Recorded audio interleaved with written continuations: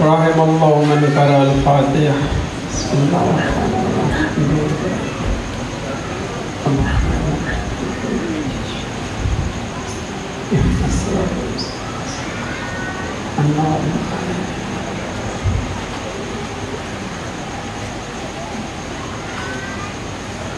لا حول ولا قوة إلا بالله العلي العظيم.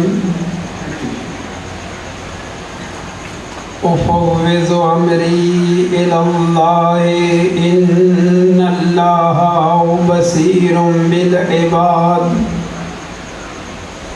أعوذ بالله من الشيطان الرجيم. بسم الله الرحمن الرحيم. الحمد لله رب العالمين.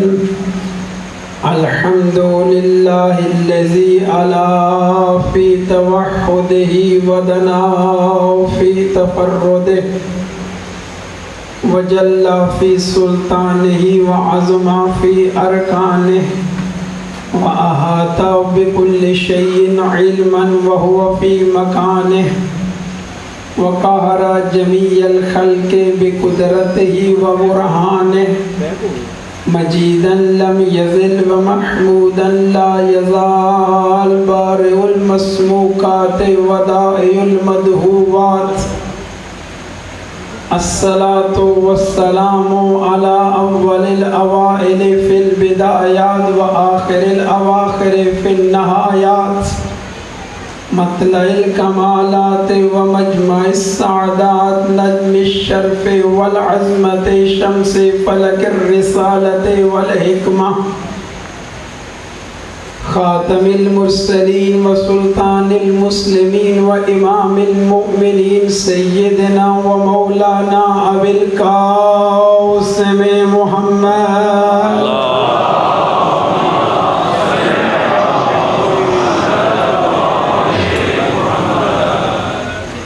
وعلى وصيه وخليفته ووارث علمه ومخزن أسراره ومطلع أنواره المنصوص بنص من كنت مولاه فهذا علي مولاه. المخصوص بتشريف أنا مدينة العلم وعلي بابها. أسد الله الغالب أمير المؤمنين علي بن أبي طالب.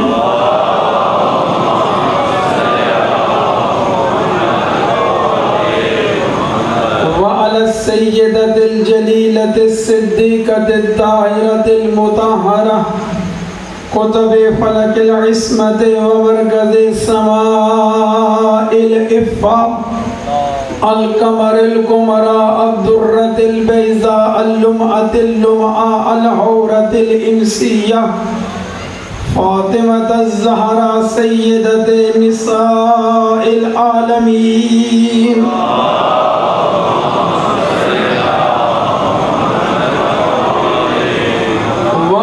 أولادها الطيبين الطاهرين المعصومين لا سيما الإمام المبين والكافي الحسين وغياث المستر المستقيم سيدنا ومولانا وهادينا بالحق وإمام المنتظر ولعنة الله على أعدائهم أجمعين من يوم عداوتهم إلى يوم الدين. أما بعد فقد قال الله تعالى في كتابه المجيد وفرقانه الحميد وقوله الحق. بسم الله الرحمن الرحيم.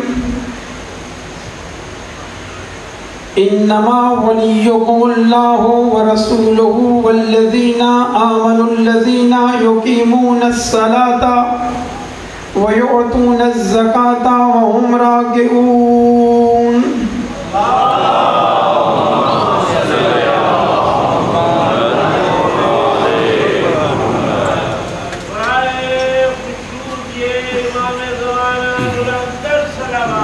اللہم صلی علی محمد آل محمد. ظہور امام زمانہ بلند ترین صلوات.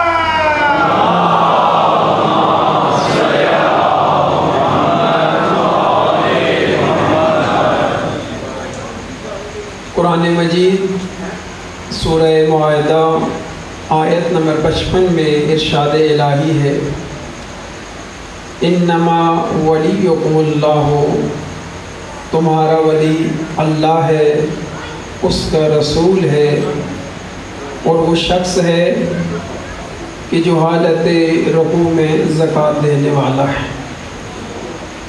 یہ میں نے اس کا تطبیقی ترجمہ کیا جو کہ منطبق ہوتی ہے آیہ مجیدہ۔ اسی آیہ مجیدہ کے ضمن میں مسلسل ولایت کلیہ محمد و آل محمد کہ ولایت کبریٰ بھی اسے کہا جاتا ہے، گفتگو جاری ہے، اور آج چونکہ شب جمعہ ہے اور میں نے کل آپ کی خدمت میں عرض کیا تھا کہ انشاءاللہ اسی موضوع کے تحت چونکہ آل محمد علیہ السلام میں سے ایک فرد اتم جو کہ اس زمانے کی حجت الہی ہے، جو اللہ کا زمین پر آخری خلیفہ ہے، جو آیت کبریٰ ہے، جو ہمارے وقت کا امام ہے، تو آج میں نے کل عرض کیا تھا کہ کوشش کریں گے کہ مولا کے بارے میں کچھ نذرانے عقیدت پیش کیا جائے۔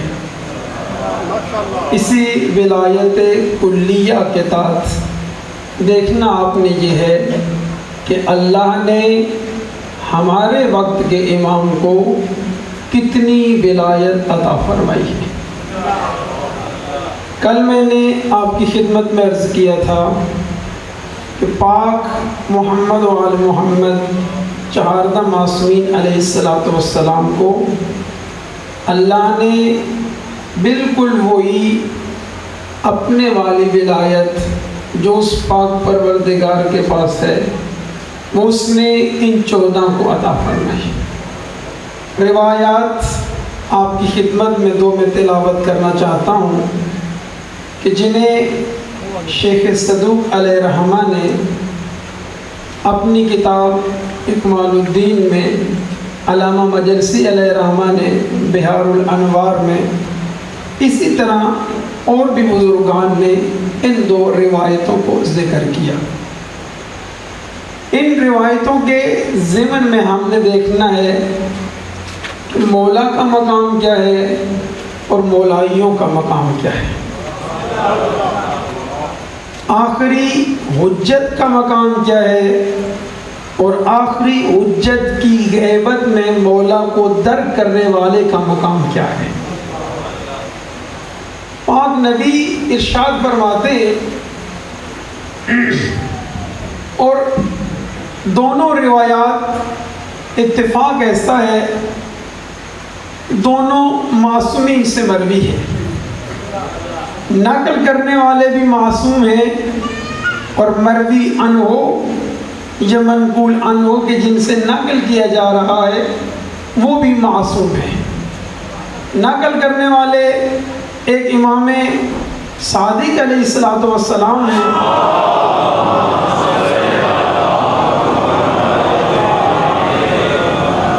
اور دوسرے انہی کے بیٹے 5ویں امام ہیں۔ مولا یہ ارشاد فرماتے ہیں، طوبی لمن ادرک قائم آل بیتی فی غیبتہ وہو مقتدٍ بہ ویعتم بہ وبأئمتہ ویبرؤ الی اللہ عز وجل من اعدائہم اولئک رفقائی وَأَكْرَمُ أُمَّتِي عَلَيَّ۔ یہ پہلی روایت ہے۔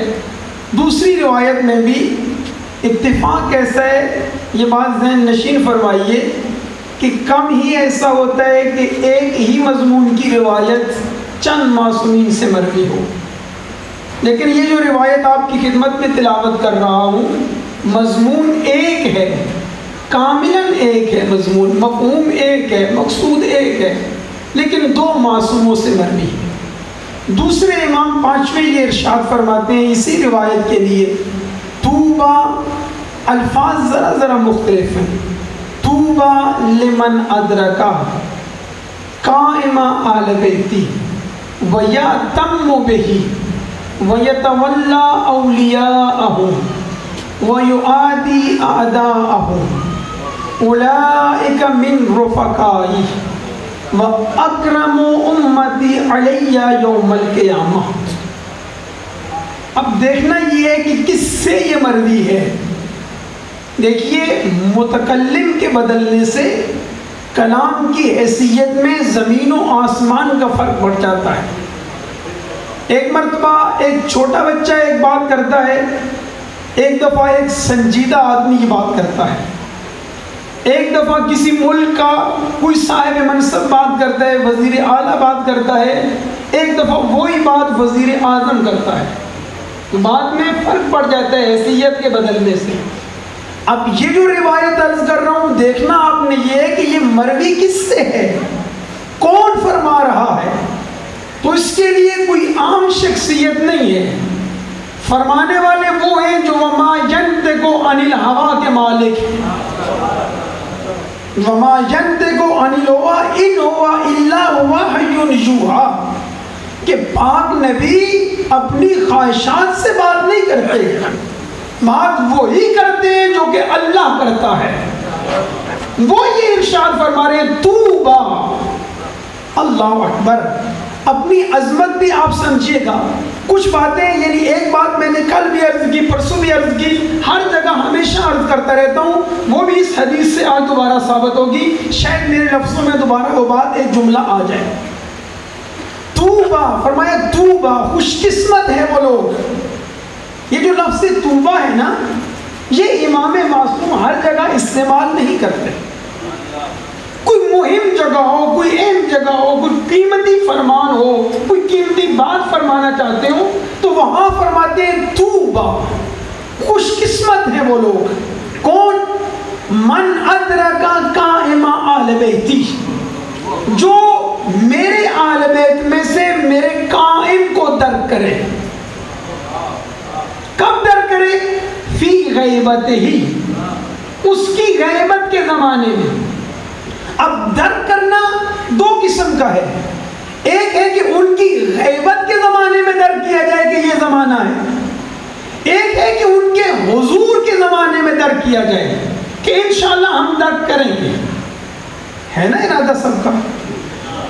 دعا کی استجابت کے لیے صلوات بلند پڑھتے ہیں۔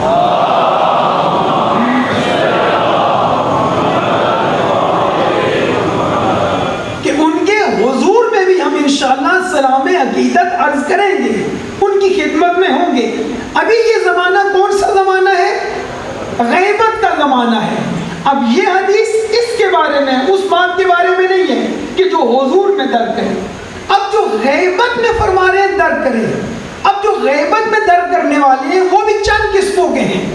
میں مثال دوں، بچے بھی سمجھیں، آگے بڑھ جاؤں۔ دیکھیے، پاک نبی کو لوگوں نے درک کیا ان کے حضور کے زمانے میں۔ درک کرنے والے کون کون تھے؟ یہود تھے، نصارہ تھے، مشرکین تھے، بت پرست تھے، کافر تھے یا نہیں؟ اصحاب رضی اللہ تعالیٰ عنہم وہ بھی تھے، آل بیت بھی تھے، ان سب نے نبی کو درک کیا، پایا، ٹھیک ہے نا، ان کی خدمت میں رہے۔ اب اس زمانے میں بھی درک کرنا عام ہے، مطلب کہ پوری دنیا مولا کے غیبت کے زمانے میں مولا کو درک کر رہی ہے۔ جملہ دینا چاہتا ہوں، یہ الگ بات ہے کہ کسی کو سورج نظر آتا ہے، کسی کو نہیں نظر آتا، کسی کو نظر آتا ہے، کسی کو نہیں نظر آتا۔ اب یہاں پر بھی درک کرنے والے مختلف ہیں۔ یہاں پر روایت میں مولا نے ایک قید لگائی ہے، اس قید کی وجہ سے سارے خارج ہو جاتے ہیں، فقط یہ رہ جاتے ہیں۔ توجہ فرما لیا آپ نے؟ سب خارج ہو جاتے ہیں، جتنے بھی ہیں، یہود ہیں، مشرک ہیں، نصارہ ہیں، فلاں فلاں فلاں، سب ہٹ جاتے ہیں۔ مولا نے کیا فرمایا؟ من ادرک قائم اہل بیتی، جو ہماری آل بیت میں سے قائم کو درک کرے. آگے شرط آ رہی ہے، وہ کیا؟ وہ مقتدٍ بہ، اور وہ مولا کا مقتدی بھی ہو، مولا کی اقتداء کرنے والا ہو، مولا کی پیروی کرنے والا ہو، مولا کی بات سننے والا ہو، مولا کے نقش قدم پر چلنے والا ہو. اس روایت میں وہ مقتدٍ بھی آیا ہے، دوسری روایت میں ہے وہ یاتم بہی، جو مولا کی پیروی کرنے والا ہو. یہ ایک جملہ. دوسرا جملہ فرمایا وَيَتَوَلَّى أَوْلِيَاءَهُ، یہ جملہ میں نے پہلے بھی کہا ہے لیکن اور انداز میں کہا ہے. وَيَتَوَلَّى أَوْلِيَاءَهُ، ایک تو یہ ہے کہ اپنے امام کی پیروی کرے جو حجت خدا ہے، آخری حجت ہے. دوسرا یہ ہے کہ ان کے جو چاہنے والے ہیں ان سے محبت کرے. وَيُعَادِي أَعْدَاءَهُ، اور ان کے دشمنوں سے. میں نے غالباً پرسوں یہی بات عرض کی تھی نا، عابد حبیب آل محمد، محمد و آل محمد کے محب کو اپنا دوست رکھو، یہی عرض کیا تھا. ان کے دشمنوں سے دشمنی کرو. اس روایت میں بھی پھر مولا فرما رہے ہیں، اور فقط ایک دو میں نہیں، بہت زیادہ روایتوں میں کہا گیا کہ ان کے چاہنے والے سے محبت کرو جیسا ہی کیوں نہ ہو، اور دشمنوں سے دشمنی کرو. یہ دو باتیں ہوگی. ایک یہ کہ مقتدی ہو، کون؟ جو اس زمانے میں ہے، اپنے مولا کو درک کر رہے. ایک ان کا مقتدی ہو، ان کی اقتداء کرتا ہو. دوسرا ان کے چاہنے والوں سے محبت، دشمنوں سے دشمنی کرتا ہو. جب یہ ہو جائے، آگے دیکھیے پاک نبی کیا فرماتے ہیں، اولئک رفقائی، وہ لوگ جو آخری زمانے میں میری قائم کے غیبت کے زمانے میں اگر قائم کو درک کریں اور یہ دو کام کریں جو پہلے میں عرض کر چکا ہوں، وہ پھر ہوں گے کیا؟ فرمایا اگر وہ یہ دو کام کریں، اولئک رفقائی، وہ لوگ میرے رفیق ہیں، میرے دوست ہیں.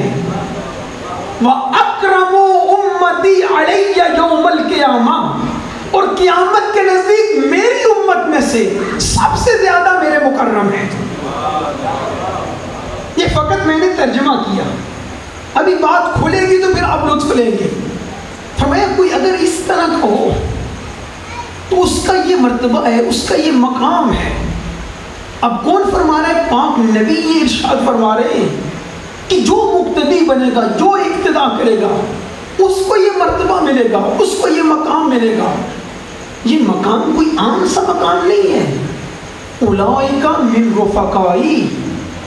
دیکھیں نسبت سے بڑی بڑی چیزیں بدل جاتی ہیں.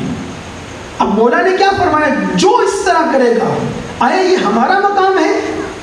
آیا یہ ہمارا مرتبہ ہے؟ ٹھیک ہے، شان ہے، عظمت ہے مومنین کی، لیکن کس وجہ سے مل رہی ہے؟ یہ جو نسبت ہے نا آخری حجت کے ساتھ، یہ اس حجت کی وجہ سے آپ کو اتنا مقام ملنا چاہتا ہے. اگر آپ لیں، کیونکہ اس میں دو شرطیں ہیں نا. درک کرنے والے، میں نے عرض کیا، درک کرنے والے حجت الہی کو غیبت کے زمانے میں بہت سے ہیں جنہیں پتہ ہے کہ یہ حجت کا زمانہ ہے، اور اکثر لوگوں کو پتہ ہے، خوفزدہ ہیں لوگ. یقین کریں دوسرے ملکوں میں تیاریاں ہو رہی ہیں. کیوں؟ انہیں پتہ ہے کہ اب حجت نے آنا ہے، ظہور ہونا ہے. اب غیبت کے زمانے میں سب درک کر رہے ہیں، لیکن مقام اور عظمت کسے ملے گی؟ جس میں یہ دو شرطیں ہوں. ایک ان کی پیروی کرتا ہو، ان کی اقتداء کرتا ہو، جو وہ چاہے یہ کرتا ہو. بس اتنی سی بات ہے. اگر وہ کہیں 5 وقت نماز پڑھو، یہ 5 وقت نماز پڑھے. اگر وہ کہیں روزہ رکھو، یہ ساری باتیں تفصیل میں چلی جائیں گی. یعنی جو ان کی پیروی کرے، جس کی رضا ان کی رضا ہو، جس کا بیٹھنا ان کا بیٹھنا، جس کا اٹھنا ان کا اٹھنا، جس کا سونا ان کا سونا، جس کا جاگنا ان کے جاگنے کی طرح ہو، تو وہ کیا ہو جائے گا؟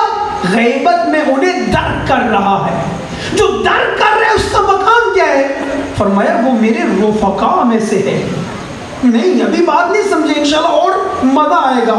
رفقا کس کے رفیق بن رہا ہے؟ زمانے میں کون کس کا دوست بن رہا ہے؟ ماشاءاللہ پاک نبی کا، پاک رسول کا دوست بن رہا ہے. اللہ اکبر، پاک نبی کا دوست بن رہا ہے. جملہ دینا چاہتا ہوں، 1,24,000 انبیاء نبی کے دوست نہیں کہلوا سکتے.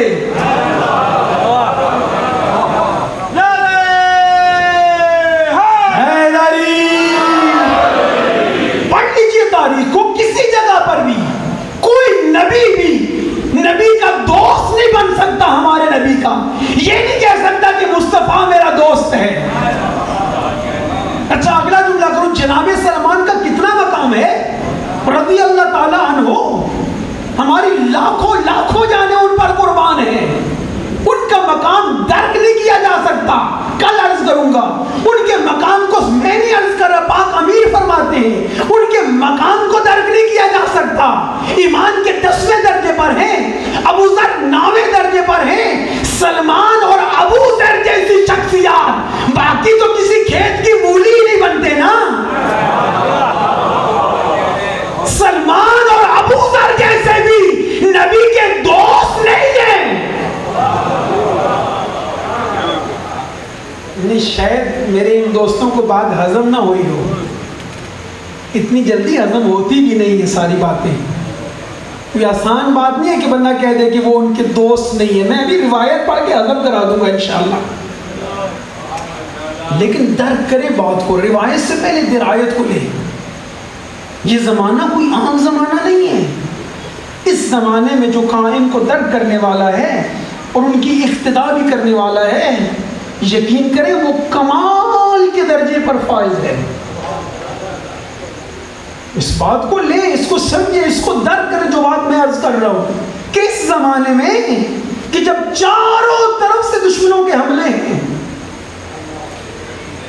سب سے بڑا دشمن شیطان اور اس کے ضمن میں ساری دنیا جو اس کے ساتھ ملی ہوئی ہے، وہ فقط کس کو تباہ کرنا چاہتی ہے؟ آل محمد علیہ السلام کے چاہنے والوں کو. باقی لوگ تو ان کی گودوں میں بیٹھے ہوئے ہیں. نہیں توجہ فرما رہے، میڈیا پہ آپ کی توجہ نہیں ہے. جو وہ چاہتے ہیں یہ وہی کرتے ہیں. ایک واحد اہل بیت کے ماننے والے ہیں کہ جو ان کی بات نہیں مانتے، ان کے آگے جھکتے نہیں ہیں. اور اللہ نے ان کو عزت بھی دی ہے، مرتبہ بھی دی ہے، کمال بھی دیا ہے ان کو، تو اس لیے کہ یہ آخری حجت کے ماننے والے ہیں. لہذا ان کا کوئی عام مرحلہ نہیں ہے. لہذا اس زمانے میں، اللہ اکبر، اس زمانے میں اگر کوئی مولا قائم کو غیبت کے زمانے میں، اب جو ظہور کا زمانہ ہوگا وہ میں ابھی عرض کروں گا اس کا کیا مقام ہے، لیکن غیبت کا زمانہ بڑا مشکل وقت ہے، بڑا کھٹن وقت ہے، مشکل وقت ہے، کھٹن وقت ہے. اس زمانے میں مولا کو کوئی درک کرے اور ان کی اقتدا کرے، ان کے چاہنے والوں سے محبت کرے، دشمنوں سے بغض کرے، اس کا یہ مقام ہے کہ وہ نبی کا رفیق بنتا ہے، نبی کا دوست بنتا ہے. پاک نبی خود فرماتے ہیں کہ وہ میرا دوست ہے. یعنی اس سے بڑھ کر جملہ کہوں، یعنی پاک نبی کے اصحاب وہ بھی اس مقام پر نہیں پہنچ سکے. پاک علی کے اصحاب بھی اس مقام پہ نہیں پہنچ سکے. پاک حسن، پاک حسین کے اصحاب جن کا بڑا مرتبہ ہے، درک نہیں کیا جا سکتا، بار بار عرض کر رہا ہوں. لیکن اس زمانے میں جو غیبت کے زمانے میں ہے، جو مولا کی غیبت کے زمانے میں ان کو درک کر رہا ہے اور ان کی اقتدا کر رہا ہے اور ان کے چاہنے والے سے محبت میں بار بار عرض کر رہا ہوں تاکہ بات ذہن میں بیٹھ جائے، جو اس طرح بنے تو اس کا مقام یہ ہے کہ وہ نبی کا دوست ہے.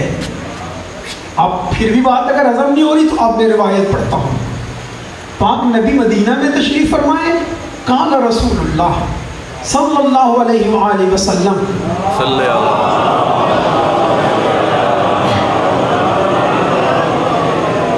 فرمایا اللہم لکلی اخوانی مرتین. پاک نبی نے 2 مرتبہ فرمایا، میرے اللہ میرے بھائیوں کو مجھے دکھا، میرے بھائیوں کو مجھے ملا.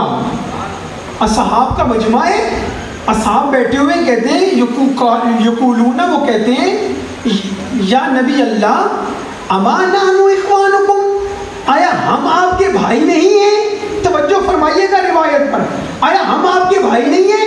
قال النبی، پاک نبی نے فرمایا انتم اصحابی، تم میرے اصحاب ہو. اصحاب کا مرتبہ بڑا ہے، نہیں بیان کیا جا سکتا، لیکن میں آگے بڑھنا چاہتا ہوں اخوان کی منزل پر. فرمایا تم میرے اصحاب ہو، وہ میرے اخوان ہیں. عرض کیا یا رسول اللہ وہ قوم ہے، وہ کون ہیں؟ فرمایا وہ ہم آخر الزمان، وہ قوم من آخر الزمان، وہ آخری زمانے میں سے ایک قوم ہے. فرمایا آمنو بہی، ان لوگوں نے مجھ پر ایمان لایا ہے، لیکن ولم یرونی، انہوں نے مجھے دیکھا نہیں ہے. اب جناب سلمان ابو ذر کا اکبر مقدار باقی اصحاب انہوں نے پاک نبی کو سامنے دیکھا ہے، ان کی محفلوں میں رہے ہیں، مجلسوں میں رہے ہیں، لیکن میرے ان بھائیوں نے، عزیزوں نے، بزرگوں نے کسی امام کو دیکھا نہیں ہے۔ اللہ اکبر، انہیں درک نہیں ہم نے کیا ان کے ظہور کے زمانے میں، ہم غیبت کے زمانے میں ان پر ایمان رکھتے ہیں کہ جیسے نبی نے فرمایا ہم نے قائم کو ایسے مانا، ہم ان کی عظمت کے آگے جھکتے ہیں۔ فرمایا وہ جو آخری زمانے والے ہیں جنہوں نے مجھے دیکھا نہیں ہے لیکن مجھ پر ایمان رکھتے ہیں، پھر پاک نبی نے فرمایا کہ اللہ نے ان کے ناموں سے، ان کے ابواب کے ناموں سے، ان کے اباء اجداد کے ناموں سے مجھے پہچنوایا ہے، مجھے بتایا اللہ نے فلاں کا یہ نام ہے، فلاں کا یہ نام ہے، اس کے باپ کا یہ نام ہے، اس کے باپ کا یہ نام ہے، اس کے دادا کا یہ نام ہے۔ فرمایا وہ ابھی اپنے ماں باپ کی پاک صلبوں میں ہیں، ان کے ارحام میں ابھی باہر نہیں آئے، لیکن اللہ نے مجھے ان سے پہچنوایا ہے۔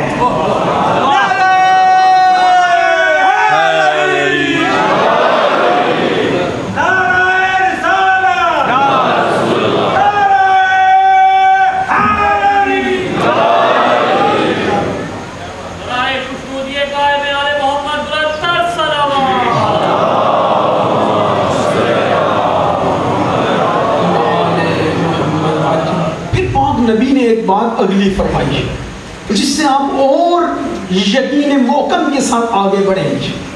عرب میں ایک درخت ہوتا ہے کوتاد، کوتاد پہ بے شمار کانٹے ہوتے ہیں جنہیں گنا نہیں جا سکتا۔ ایک درخت ہوتا ہے غزہ، یہ عربی کے دونوں لفظ ہیں۔ غزہ جو اس کی لکڑی جو ہوتی ہے وہ بہت مضبوط ہوتی ہے، اسے اگر جلایا جائے تو اس کا کوئلہ بڑی مشکل سے ختم ہوتا ہے۔ اب پاک نبی نے کیوں فرمایا کہ یہ میرے بھائی ہیں؟ ان شرطوں کے ساتھ کہ جو قائم کو درک کرتا ہے، مقتدی ان کی اقتداء کرتا ہے، اور الحمدللہ میں اکثر چہرے دیکھ رہا ہوں کہ جو ان کی اقتداء والے نظر آئے ہیں۔ اگر ان کی اقتداء نہ ہوتی تو ہم یہاں آتے ہی کیوں؟ یہ ان کی اقتداء کی بین دلیل ہے، واضح دلیل ہے کہ آپ لوگ یہاں پر بیٹھے، دنیا گھروں میں آرام نہیں کر رہی، لیکن دنیا آرام کر رہی ہے، لیکن پاک آل محمد کے چاہنے والے ان ایام میں سوگوار ہیں، غم میں ہیں، کیوں؟ ان کی اقتداء کر رہے ہیں۔ پہلے دن میں نے عرض کیا تھا کہ یہ سیرت آل محمد ہے، یہ کردار آل محمد ہے، یہ سیرت انبیاء ہے، لہذا یہ مقتدی ہیں۔ فرمایا کیا نبی نے اگلی باتوں کو توجہ فرمائیے گا کہ جو اس زمانے میں درد کرے اور اس کے پاس یہ ہو کہ مقتدی ہو، فرمایا وہ میرا بھائی ہے۔ کیوں؟ فرمایا ایک تو یہ ہے کہ انہوں نے مجھ پر ایمان لایا، مجھے دیکھا نہیں، پھر فرمایا کہ ان کا ثابت قدم رہنا ایمان پر اس زمانے میں، جہاں یہ باتیں میں عرض کر رہا ہوں جہاں چاروں طرف سے دشمنوں کے حملے ہیں، کہ اس زمانے میں ان کا ثابت قدم رہنا ایسے ہے کہ جیسے تاریک رات میں، یعنی اس سے سخت ہے، جیسے تاریک رات میں کوئی کتاد کے درخت سے تاریک اندھیری رات میں اپنے ہاتھوں سے کانٹوں کو اتارے۔ اندھیری رات ہو نا، کوئی درخت آپ کے ذہن میں ہو جو ہمارے یہاں پاکستان میں جس پہ بہت کانٹے ہوتے ہیں، ایک کانٹا اس کا مجھے اندھیری رات میں اتار کے دکھائیے، نہیں ہمت پڑتی، انسان لہولہان ہو جاتا ہے، لیکن اس سے کانٹوں کو اتارنا، فرمایا اس سے بھی سخت ہے ان کا ایمان پر قدم رہنا، ثابت رہنا۔ یہ کمال بیان ہو رہا ہے غیبت کے زمانے میں مقتدیائے آل محمد کا، مقتدی حجت کا۔ پھر فرمایا وہ جو کوئلہ بنتا ہے غزہ کے درخت سے، اس کو ہاتھ پر رکھنے سے بھی زیادہ سخت ہے۔ لہذا اس زمانے میں جو درد کرتا ہے مولا کو، اس کا یہ مقام ہے کہ وہ 1,24,000 انبیاء اس مرتبے پر نہیں فائز ہو سکے، اصحاب نہیں ہو سکے جو اس زمانے والے جس پر فائز ہو رہے۔ اب کیا فرمایا؟ وَأَكْرَمُ أُمَّتِي عَلَيَّ يَوْمَ الْقِيَامَةِ، فرمایا یہ وہ لوگ ہیں جو قیامت کے دن میری امت میں سب سے زیادہ میرے نزدیک مکرم ہوں گے۔ دوسرا جملہ اس سے اگر بڑھ کر نہیں تو اس سے کم نہیں ہے. اخوانی ایک میرے بھائی ہوں گے, دوسرا کیا ہے میرے نزدیک سب سے زیادہ مکرم ہوگی. امت کب سے چلی, کب سے شروع ہوا یہ سلسلہ امت کا؟ جب سے پاک نبی نے فرمایا قولوا لا الہ الا اللہ تفلحون, وہاں سے چلا چلتا چلتا چلتا کب ختم ہوگا؟ جب سور پھونکا جائے گا. کیوں؟ پاک نبی نے فرمایا کہ میں دو چیزیں چھوڑی ہیں, یہ جدا نہیں ہوں گی یہاں تک کہ حوض کوثر پر پہنچے گی, یعنی یہ امت وہاں تک جائے گی. اور امت کے لیے کیا فرمایا؟ وَكُنْتَ خَيْرَ أُمَّةٍ, تم امتوں میں سے سب سے بہتر امت ہو. پھر فرمایا لِتَكُونُوا شُهَدَاءَ عَلَى النَّاسِ وَيَكُونُوا شَهِيدًا عَلَيْكُمْ, فرمایا تم وہ امت ہو جو تمام لوگوں پر گواہ ہوگے اور ہم تم پر گواہ ہوں گے. یہ امت کا مرتبہ ہے. تو اس امت میں سے جو اس زمانے میں مولا کو درک کرے غیبت کے زمانے میں, ان کا مقتدی ہو, وہ نبی کا سب سے زیادہ مکرم ہے. یہ ہے مولا کے چاہنے والے کا مرتبہ. ذرا خود سوچو, جب مولا کے چاہنے والے کا یہ مقام ہے تو مولا کا کیا مقام ہوگا؟ جب یہ مولا کے چاہنے والے کا یہ مرتبہ ہے, اللہ اکبر, بات کو درک کریں, سمجھیں کہ یہ نبی کے بھائی کی منزل پر آ رہا ہے, خود نبی فرما رہے ہیں, تو پاک ایمان کا کیا مرتبہ ہوگا؟ اچھا دیکھیں جناب, میں نے کل شاید وعدہ کیا تھا کہ میں ایک روایت عرض کروں گا. جناب موسیٰ علیہ نبینا, جناب عیسیٰ علیہ نبینا علیہ السلام, ان کو اللہ نے کیا عطا فرمایا؟ اپنے وقت کے امام کی ولایت کو سمجھیے گا.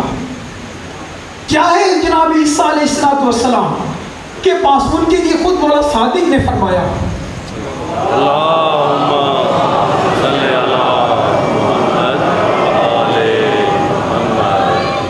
مولا فرماتے یقولو ان عیسیٰ ابن مریم اوتیا حرفین.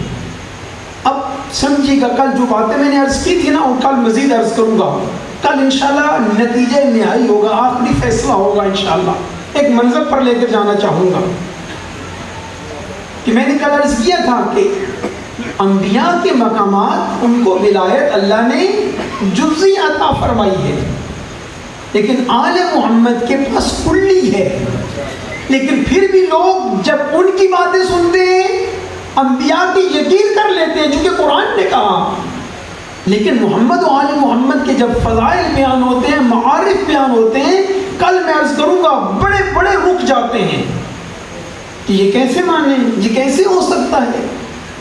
اور میں نے شاید کل ایک جملہ کہا تھا, کل پھر عرض کروں گا ایک ایک جملہ, کہ جو محمد و آل محمد کی عظمتوں پہ رک جاتے ہیں نا, معارف پہ رک جاتے ہیں, عرفان پہ رک جاتے ہیں, اس کی وجہ کیا ہے؟ اس کی واحد وجہ یہ ہے کہ انہیں معرفت الہی نہیں ہے, انہیں قدرت الہی پر یقین نہیں ہے. اب دیکھیں روایت کیا کہتی ہے, مولا فرما رہے ہیں, اللہ کی سچی زبان یہ کہتی ہے کہ ان عیسیٰ ابن مریم اوتیا حرفین, جناب عیسیٰ کو فقط 2 حرفوں کا علم دیا گیا. وَأُوتِيَ مُوسَىٰ ابن عمران 4 أَحْرُفٍ, جناب موسیٰ عمران کو 4 حرفوں کا علم دیا گیا. اوتیا ابراہیم 8 أَحْرُفٍ, جناب ابراہیم کو 8 حرفوں کا علم دیا گیا. اوتیا نوح 15 حرفاً, جناب نوح کو 15 حرفوں کا علم دیا گیا. اوتیا آدم 25 حرفاً, جناب آدم کو 25 حرفوں کا علم دیا گیا. بات یہاں ختم ہو جاتی ہے. آگے معصوم فرماتے ہیں کہ جمع اللہ ذالک کلہ فی محمد و آل محمد, یہ جتنے کا جتنا ہے یہ سارا اللہ نے محمد و آل محمد میں رکھا ہے.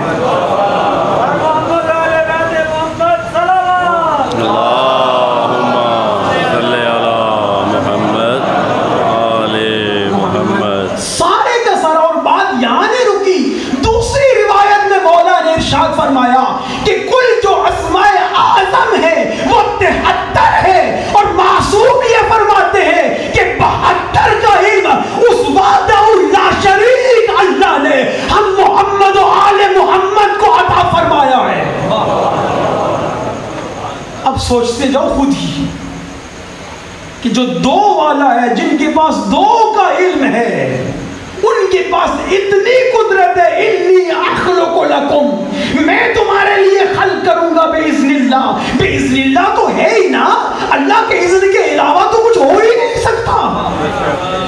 کائنات میں لا مؤثر فی الوجود الا اللہ، اللہ کے علاوہ کائنات میں کوئی بھی مؤثر نہیں ہے۔ جو کچھ بھی ہوتا ہے اس کی قدرت کاملہ سے ہوتا ہے، لیکن درک یہ کرنے کا مقام ہے، اللہ اکبر، درک یہ کرنا ہے کہ اللہ نے دو حرفوں کا علم جناب عیسیٰ کو دیا، موسیٰ کو 4 کا علم دیا، جناب ابراہیم کو 8 کا علم دیا۔ جب ان کو اتنا علم دیا، ان کے معجزات ساری دنیا مانتی ہے، لیکن جہاں جن روایات میں یہ کہا گیا کہ ان کے پاس اتنا علم ہے سب مانتے ہیں، لیکن محمد و آل محمد جنہیں اللہ 72 کا علم دے رہا ہے، ان کے پاس کتنی قدرت الہیہ ہے۔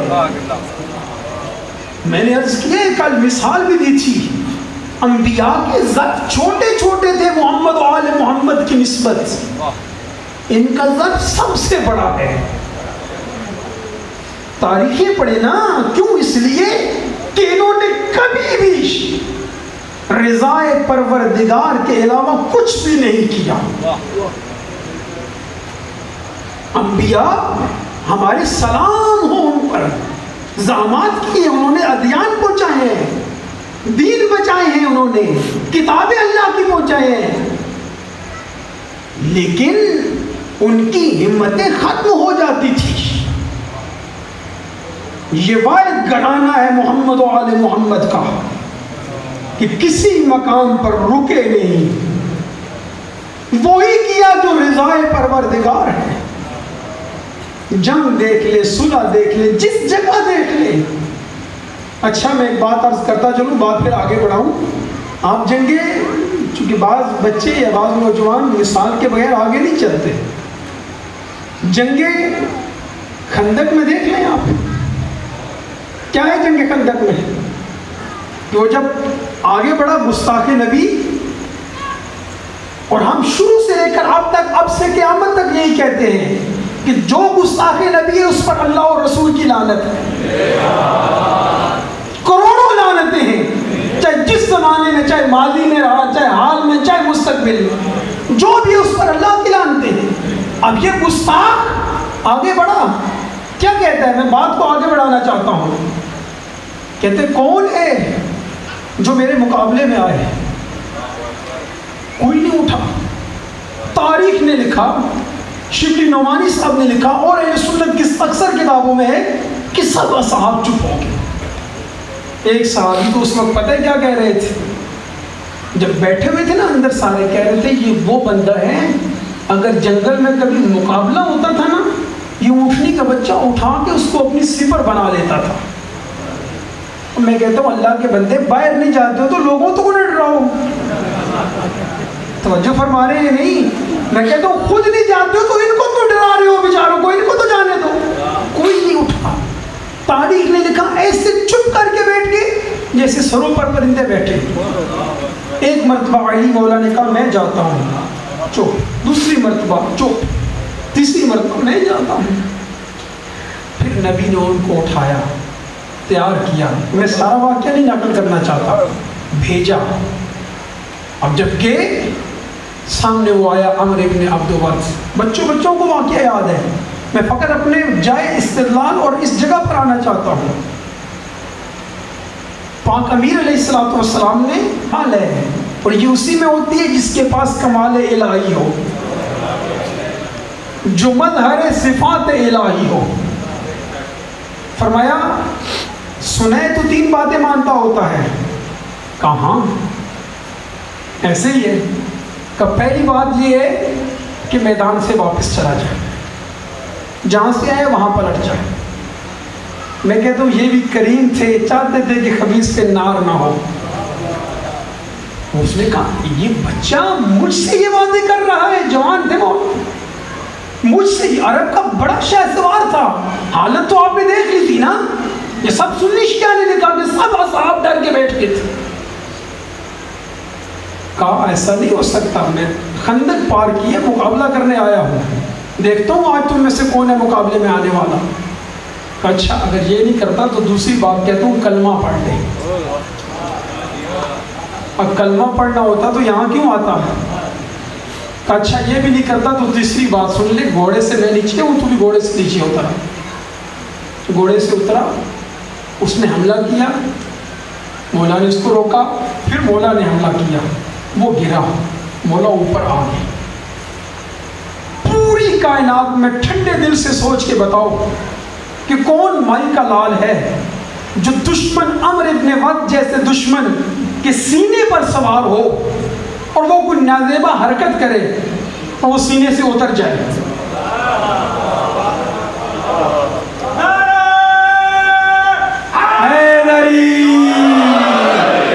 خدا آپ کو سلامت رکھے۔ کوئی ایسا ہے تاریخ میں مل سکتا ہے؟ ممکن ہی نہیں ہے۔ آج بھی دیکھ لیں، ایسا کوئی ہمارا دشمن قابو میں آئے چھوڑی، کافر و یہودی اسرائیلی کسی کو نہیں چھوڑتا کوئی بندہ، لیکن پاک امیر نے چھوڑ دیا۔ اس لیے میں نے کہا ان کے جو ظرف ہیں بہت بڑے ہیں۔ اللہ ایسے ہی ولایت کلیہ نہیں دے دیتا، ایسی اپنی قدرت کاملہ نہیں دیتا، اپنی صفات کا مظہر نہیں بناتا، ظرفوں کو دیکھ کر بناتا ہے۔ اب وہ دور سے دیکھ رہے تھے، آپس میں چیمگوئیاں کر رہے ہیں، علی نے بڑی غلطی کر دی، بڑی غلطی کر دی، اگر ہم ہوتے تو نہ کرتے۔ میں نے کہا تم ہوتے کب؟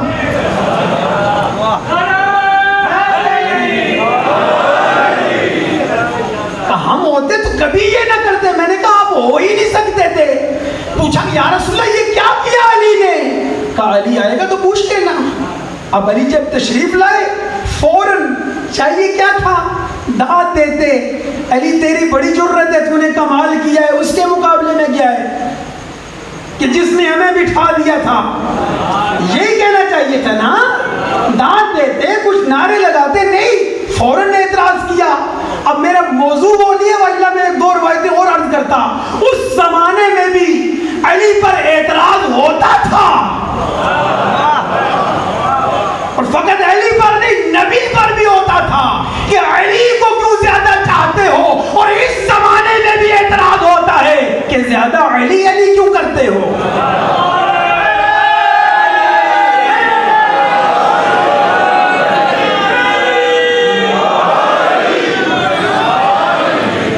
خدا سلامت رکھے آپ سب۔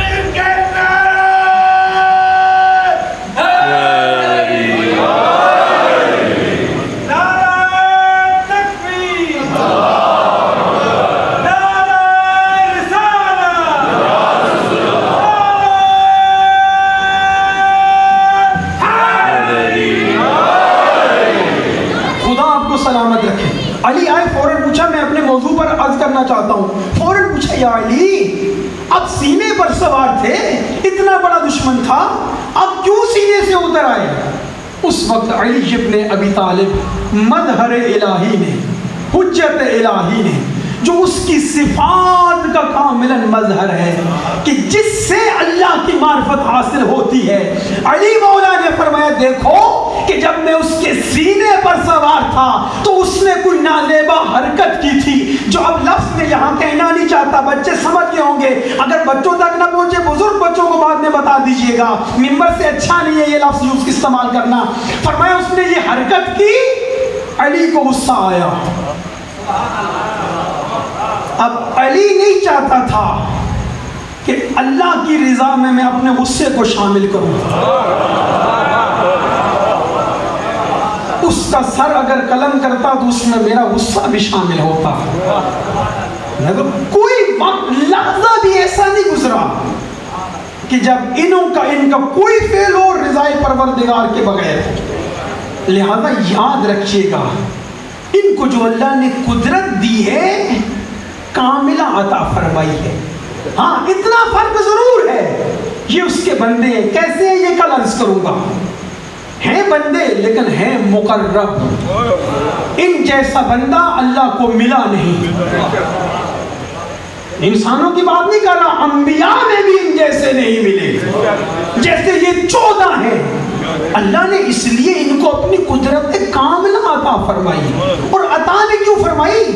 تاکہ ہمیں اس کی معرفت ہو.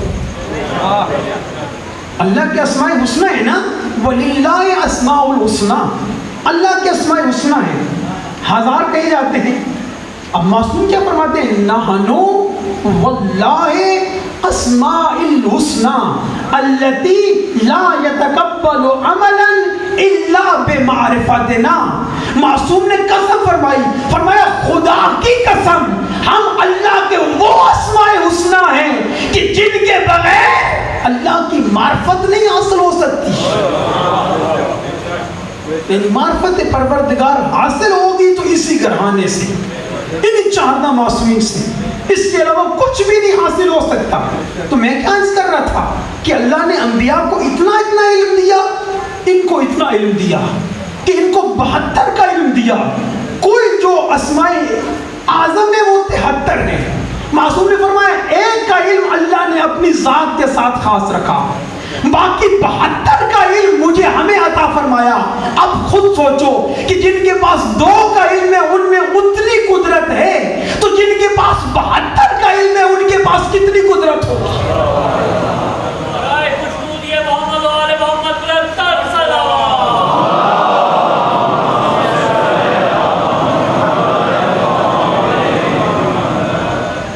تو یہ ہمیں جتنا مرتبہ عزت مل رہی ہے غیبت کے زمانے والوں کو، کس وجہ سے؟ اپنے اس امام کی وجہ سے. اور یہ غیبت میں حال ہے، حضور میں کیا عالم ہوگا؟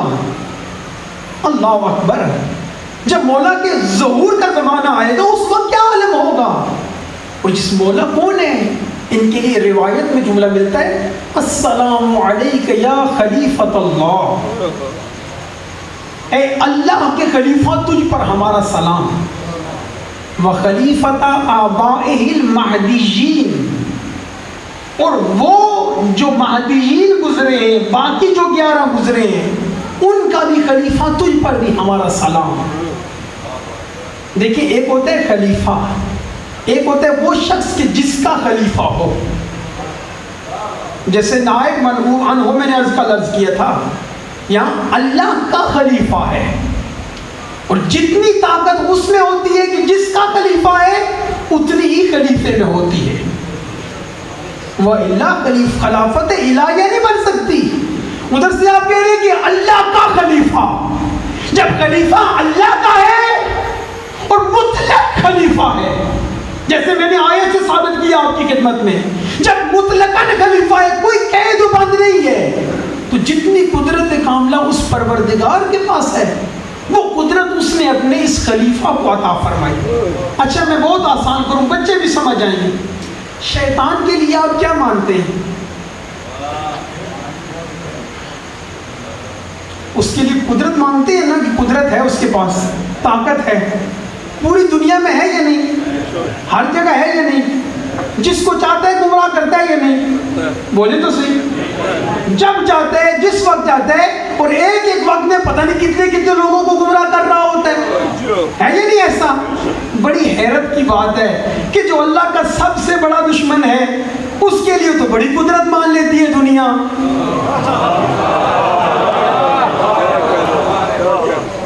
اور جو اللہ کا آخری خلیفہ ہے اس کے لیے کیوں ماننے گھبراتے ہو؟ بات یہ ہے کہ اس اللہ نے عطا فرمائی ہے اس کو قدرت، اس اللہ نے طاقت عطا فرمائی ہے. راوی عرض کرتا ہے حکم ابن ابو نعیم مولا کی خدمت میں، مولا محمد باقر علیہ الصلوۃ والسلام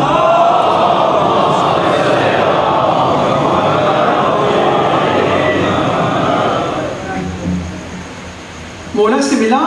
عرض کرتے ہیں مولا میں نے اپنے آپ پر نظر کی ہے، عہد کی ہے رکن اور مقام کے درمیان، یعنی مکہ میں خانہ کعبہ کے پاس میں نے نظر مانی ہے، اپنے آپ پر لازم قرار دیا، عہد کیا ہے کہ جب بھی میں آپ سے ملوں گا آپ سے پوچھوں گا کہ آیا آپ قائم آل محمد ہیں، اور اگر آپ نے مجھے بتا دیا کہ آپ قائم آل محمد ہیں، یہ 5 امام سے پوچھنا چاہتا ہے، تو پھر میں ہمیشہ آپ کی خدمت میں رہوں گا. اگر آپ نے کہا نہیں تو میں پھر چلا جاؤں گا، اپنی روزی کی تلاش میں جاؤں گا. مولا سے ملا, اس نے یہی بات کی, مولا چپ کر کے چلے گئے. 30 دن کے بعد پھر مولا کی خدمت میں راستے میں جاتے ہوئے مولا سے مل گیا, باقر العلوم سے, 5ویں امام سے. مولا نے فرمایا حاکم تو گیا نہیں؟ عرض کرتا ہے ابن رسول اللہ, میں نے تو آپ کو عرض کیا ہے کہ میں نے رکن اور مقام کے درمیان اپنے پر لازم قرار دیا ہے کہ اگر میں بات پوچھے بغیر آپ سے جدا ہو جاؤں تو اتنا صدقہ دوں گا, اتنے روزے رکھوں گا. میں نے نظر کیے, وعدہ کیا اپنے سے, تو آپ نے کچھ بھی نہیں فرمایا, نہ امر کیا نہ نہیں کیا, آپ چلے گئے, میں بھی چلا گیا ہوں. مولا نے فرمایا اچھا پوچھنا چاہتے تو کل صبح میرے گھر آ جانا. صبح سویرے مولا کی خدمت میں آ گیا. عرض کرتے مولا آپ قائم آل محمد ہیں؟ مولا نے فرمایا ہم سارے کے سارے قائم ہیں, اللہ کے حکم کو قائم کرنے والے ہیں. کہتے مولا آپ ہیں جو تلوار کے ذریعے قیام کرنے والے ہیں؟ مولا نے فرمایا ہم سب بھی اللہ کے دین کے لیے تلوار سے قیام کرنے والے ہیں. عرض کرتے مولا آپ آیا وہ ہیں جو اللہ کے دشمنوں کو قتل کریں گے اور آپ کی وجہ سے اللہ کے دوستوں کو عزت اور مقام اور مرتبہ اور رفت ملے گی, شان ملے گی. تو مولا یہاں پر رکے. مولا نے فرمایا یہ کیسے ہو سکتا ہے, میں تو 45 سال کا ہو چکا ہوں. وہ جو یہ کام کرے گا, جو اللہ کے دشمنوں کو ختم کرے گا, یظہر دینہ علی کل, جو ہر جگہ دین اسلام کا ظہور پھیلا دے گا, فرمایا وہ ہوگا جس کی وجہ سے لوگوں کو عزت ملے گی. میں 45 سال کا ہو چکا ہوں, وہ ہوگا جو مجھ سے جوان تر ہوگا. اور اس کے لیے روایت ہے کہ مولا جب تشریف لائیں گے 40 سال کا مولا کا سن ہوگا. اب سمجھے مقام اور مرتبے کو, اپنے امام کے مرتبے کو سمجھے. یہ سارے قائم باللیل, سارے قائم ہیں, سارے مہدی ہیں, سارے قیام کرنے والے 4 معصومین, لیکن ان میں سے مہدی لقب جو ہے فقط مولا کا ہے. یہ عزت مرتبہ اور مقام ہے مولا. اور جب مولا تشریف لائیں گے, روایت ہے اذا قام قائمنا وضع یدہ علی رؤوس الناس, جب مولا تشریف لائیں گے اپنا ہاتھ لوگوں کے سروں پر رکھیں گے. کملا عقولہم, لوگوں کی عقلیں کامل ہو جائیں گی, لوگوں کے اخلاق پورے ہو جائیں گے. پھر فرمایا جب مولا اپنا ہاتھ رکھیں گے لوگوں کے دل لوہے کی طرح سخت ہو جائیں گے, بہادر ہو جائیں گے. بات ختم ہوگی, لیکن میں اس کی تبیین کرنا چاہتا ہوں. دیکھیں 1,24,000 انبیاء کو اللہ نے کیوں بھیجا؟ اپنی معرفت کے لیے, تاکہ اللہ کی معرفت ہو, اس کو قرب ملے, تاکہ انبیاء ادھر لے جائیں. ایسے ہی ہے نا. اب قرب الہی کب حاصل ہو سکتا ہے کاملاً؟ جب انسان کی عقل, ماشاءاللہ بولے, جب انسان کی عقل کامل ہو جائے. اس کا مطلب ہے اللہ نے 1,24,000 انبیاء, ان کے اولیاء اوصیاء کو بھیجا. کیوں؟ تاکہ لوگوں کی عقلوں کو کمال تک لے جایا جائے, تاکہ اس کے لیے بارگاہ الہی میں لے جایا جائے. اور پھر فرمایا کیوں بھیجا جائے؟ تاکہ صفات حمیدہ جو ہے, جو لوگوں کے اخلاق ہے, وہ کامل ہو جائیں, برے صفات ختم ہو جائیں. اسی لیے انبیاء آئے ہیں, اور اس لیے بھی انبیاء کو بھیجا گیا تاکہ لوگوں کے دلوں کو ایمان کی تقویت دی جائے. یہ سب انبیاء کا کام ہے. اب سمجھو قائم آل محمد کی ولایت کلیہ کو, ان کی قدرت کاملہ کو توجہ چاہوں گا پوری. یہ تمیز ذہن میں رکھیں, میں جملہ عرض کرنا چاہتا ہوں. 1,24,000 انبیاء اس لیے آئے ہیں تاکہ عقلیں کامل ہو جائیں. اتنا زمانہ گزر چکا ہے, ہمارے نبی سے کم از کم 14 سال کا زمانہ گزرا. پاک نبی نے کم از کم 23 سال میں سے 63 سال تبلیغ کی تاکہ لوگوں کی عقلوں کو کامل کیا جائے. کوشش کریں میرے ساتھ چلنے کی. 1,24,000 انبیاء اولیاء چاہتے ہیں کہ عقلیں کامل ہو جائیں, اور انہوں نے اپنی تبلیغ کے ذریعے, کوشش کے ذریعے, عمل کے ذریعے سارا کچھ کیا, لیکن عقلیں ابھی تک کمال پہ نہیں پہنچی. اب 12ویں کی ولایت کو سمجھو, اس کے کمال کو سمجھو. اللہ نے اس میں سابقہ تمام نبیوں کا کمال رکھا, سابقہ تمام نبیوں کا علم رکھا. اب جب وہ 12واں آئے گا, اپنے چالے والوں کے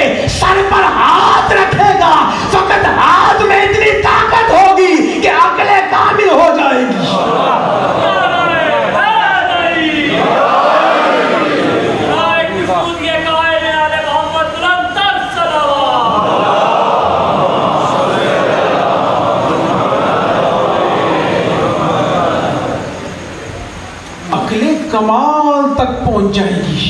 یہ نہیں کہ ہمارا کمال ہوگا، یہ اس کا کمال ہوگا. یہ اس کو اللہ قدرت عطا فرما کے بھیجے گا، طاقت عطا فرما کے بھیجے گا. اور پھر اس روایت کو سنی شیعہ نے لکھا کہ جس طرف حجت الہی جائے گی، اللہ کا یہ خلیفہ، اللہ کا یہ نمائندہ جدھر بھی جائے گا،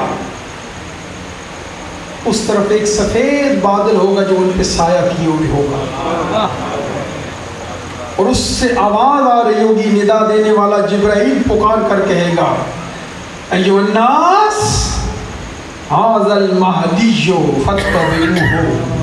لوگوں یہ مہدی ہے جو آخری زمانے میں آنے والا ہے، اس کا اتباع کرو، اس کی پیروی کرو. اور جب وہ تشریف لائیں گے، ہاتھ رکھیں گے، لوگوں کے اخلاق کامل ہو جائیں گے، بری صفات ختم ہو جائے گی. خداوند کریم کی بارگاہ میں ملتمس ہوں، بڑی عظیم رات ہے یہ. خدا کرے کہ ہم غیبت میں بھی مولا کو درک کرنے والے ہوں. درک کرنے والے کیسے بنیں گے؟ جب ان کی اقتدا کریں گے، جب ان کی رضا پہ ہماری رضا ہوگی. اور بڑے خلوص سے دعا کر رہا ہوں، آپ خلوص سے آمین کہیں، اور اللہ کرے ہمارے مولا کا ظہور بہت جلد ہو، تاکہ ہم ظہور میں بھی مولا کو درک کر سکیں. عرض کر دیں مولا ہم گناہگار ہیں، آپ لطف فرمانے والے ہیں. اور یہ جو راتیں رہ گئی ہیں نا، یہ استجابت کی راتیں ہیں، ان میں دعائیں مستجاب ہوتی ہیں. اور میں نے پہلے بھی جملہ کہا ہے کہ جو آل محمد کی غربت میں رونے والے ہیں، یہ جو میرا اور آپ کا وقت کا امام ہے نا، خود ان کا جملہ ہے لَأَنْدَبَنَّكَ صَبَاحًا وَمَسَاءً. اے میرے جد حسین، اگرچہ زمانے نے مجھے پیچھے پھینک دیا، لیکن میں صبح و شام آپ کے غم میں خون کے آنسو روتا ہوں. وہ وقت کا امام ہے، قدرت کاملہ الہیہ اس کے پاس ہے. جب چاہتا ہے کربلا کو دیکھتا ہے، جب چاہتا ہے مولا حسین کو دیکھتا ہے. اجرکم علی اللہ، سوائے اس غم کی کوئی غم نہ دیکھو. ہاں زدارو آج 8 کی رات ہے، 9 اور 10، یہ 2 راتیں باقی ہیں. جو 10ویں کی رات تھی نا عزادارو، بڑی عظیم رات تھی. میرے اور آپ کے مولا حسین نے مانگ کر لی تھی. دشمن جنگ کرنا چاہتا تھا نا. میرا سلام ہو آپ پر بھی اور مولا پر بھی. آپ پر اس لیے کہ آپ مولا کے چاہنے والے ہیں، ان کی خدمت کرنے والے ہیں. عزاداروں رونے والوں کیوں مانگ کر لی ہے؟ کہ میں عبادت الہی کرنا چاہتا ہوں. میں نے اس دن بھی جملہ کہا، میں کہتا رہتا ہوں عبادت کو لطف ہی ادھر آتا ہے. حسین پر رونے والوں، اللہ آپ کو سلامت رکھے. جتنا ہو سکتا ہے، جتنا ہو سکتا ہے اپنے آپ کو مولا حسین کے نزدیک کرو، حجت دوراں کے نزدیک کرو، آخری امام کے نزدیک کرو. وہ رات مولا نے 3 حصوں میں تقسیم کی تھی. ایک عبادت کے لیے حصہ تھا، ایک اصحاب کے لیے حصہ تھا، ایک اپنی اہل بیت کے لیے حصہ تھا. جب چلے نا اہل بیت کو دیکھنے کے لیے، جس خیمے کے پاس سے گزرتے ہیں دیکھتے ہیں ماں بیٹھی ہے، بیٹا بیٹھا ہے، ماں بیٹھی ہے، بیٹا بیٹھا ہے. عظیم مائیں ہیں کربلا والی، اور عظیم مائیں ہیں کربلا والوں کے ماننے والی جو مائیں ہیں. ہر ماں اپنے بیٹے سے کہہ رہی ہے بیٹا کل بڑھ بڑھ کر حملے کرنا، کل حسین کا دفاع کرنا. عزاداروں ایک خیمہ ایسا ہے، آپ عزادار ہیں، اللہ آپ کے دلوں کو سلامت رکھے، اللہ آپ کا پرسہ قبول فرمائے. ایک خیمے کے پاس آئیں، زبان حال ہے عزاداروں، خیمہ ہے، چراغ بجھا ہوا ہے. ایک بیوہ ماں بیٹھی ہے، ایک یتیم بچہ بیٹھا ہے. اجرکم اللہ اجرکم اللہ. کیوں چراغ بجھے ہوئے عزاداروں؟ ظاہراً اسی لیے بجھا ہوا ہے تاکہ دنیا کوئی سن نہ لے کہ بیوہ ماں یتیم بیٹے سے کیا باتیں کر رہی ہے. رو رو کر کہہ رہی ہے، بیوی کہتی ہے بیٹا میری دو مجبوریاں ہیں. ایک مجبوری یہ ہے کہ حسن موجود نہیں ہے. حسن موجود ہوتے، حسن جانتے، کربلا کا میدان جانتا، تو جانتا. قاسم میری دوسری مجبوری ہے کہ میں سید زادی نہیں ہوں. قاسم اگر تو نے کل جنگ نہ کی نا، وفا نہ کی نا، دنیا یہی کہے گی فروا کے دودھ کا اثر تھا. قاسم بیٹا تجھے یاد ہے نا تیرے بابا کا جنازہ سفید بھیجا تھا، تیروں کے ساتھ سرخ ہو کے واپس آیا تھا. عزاداروں جتنے چھوٹے تھے نا قاسم، ایک مرتبہ پیچھے ہٹ کے کہتے ہیں اماں بابا کا جنازہ واپس آیا تھا، پہچان لیا تھا نا. اماں مجھ قاسم کے اتنے ٹکڑے ہوں گے.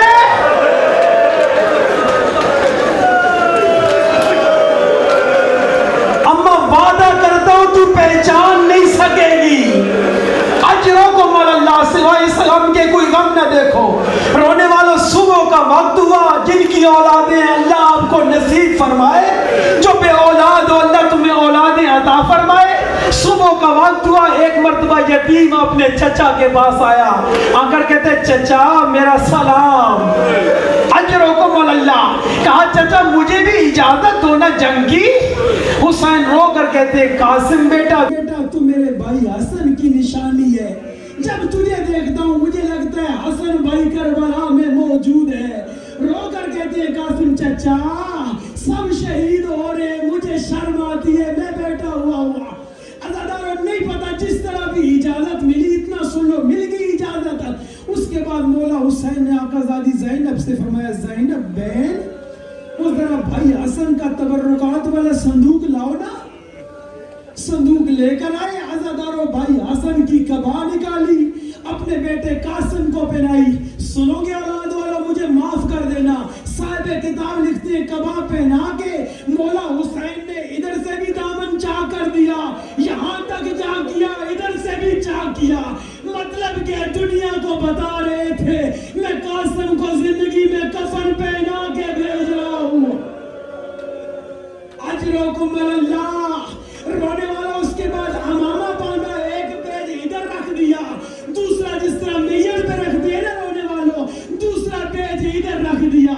اب جب سارا قاسم تیار ہو گیا نا، ایک مرتبہ حسین نے دیکھنا شروع کیا.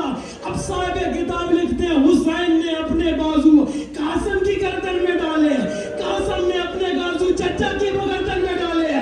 دونوں نے رونا شروع کیا. خدا کی قسم ہے صاحب کتاب لکھتے ہیں اتنا روئے، ادھر سے چچا بے ہوش ہو گیا، ادھر سے بھتیجا بے ہوش ہو گیا.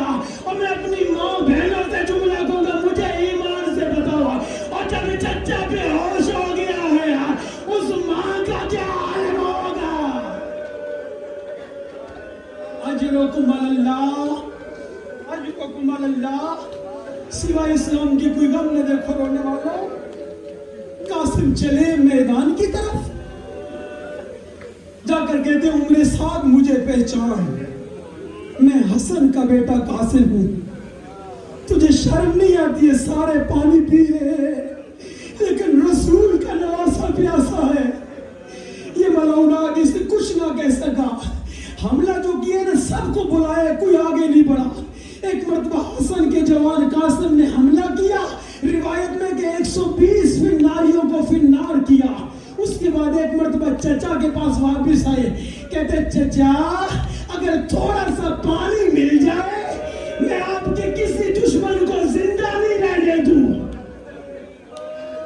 اجرکم اللہ. اس کے بعد پھر بڑھے ایک دفعہ حملے کے لیے. عمر سعد ارزق نامی شامی کو کہتے ہیں ارزق شامی تو بڑا پہلوان ہے، جا اس بچے کا مقابلہ کر. تو عمر سعد تجھے شرم نہیں آتی؟ مجھے اس بچے کے مقابلے میں بھیجنا چاہتا ہے. کہ تجھے نہیں پتا یہ حسن کا بیٹا ہے، بنو ہاشم کا خون ہے. کہا میں ارزق شامی ہوں. کہا میرے 4 بیٹے میں ایک کو بھیجتا ہوں، اس کا سر قلم کر کے لائے گا۔ اس ملعون نے ایک کو بھیجا، جناب قاسم نے اس کو فی النار کیا، دوسرے کو بھیجا پہلے کی طرح مارا، تیسرے کو بھیجا اس کو مارا، چوتھے کو مارا۔ جب چوتھے کو مار چکے نا، اس ملعون جو عرض رکھتا اس کی آنکھوں میں خون اتر آیا، کہتا میرے 4 بیٹوں کو اس نے مار دیا۔ اب یہ آگے بڑھا، ادھر سے چچا غریب خیمے سے دیکھ رہے ہیں۔ ایک دفعہ ہاتھ بارگاہ الہی میں بلند کیے، میرے اللہ، میں یہ نہیں کہتا کہ قاسم شہید نہ ہو، قاسم ضرور شہید ہو، لیکن میرے اللہ اس ملعون متکبر کے ہاتھوں شہید نہ ہو۔ عزادارو دعا کرنا تھا، دعا مستجاب ہوئی۔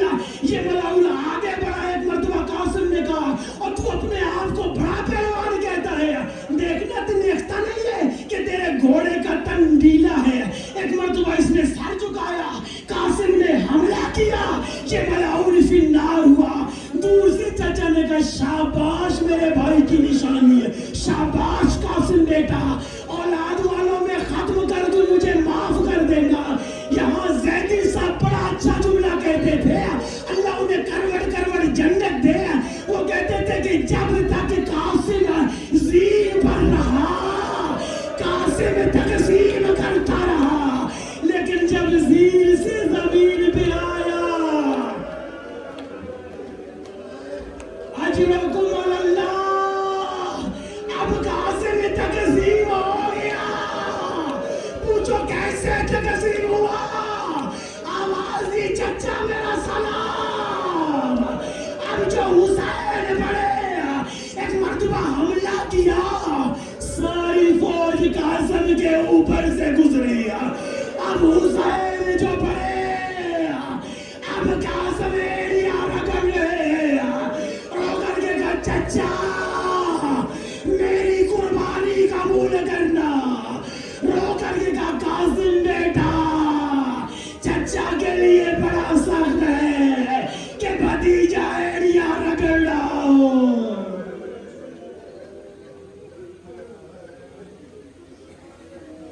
انا للہ و انا الیہ راجعون، انا للہ و انا الیہ راجعون۔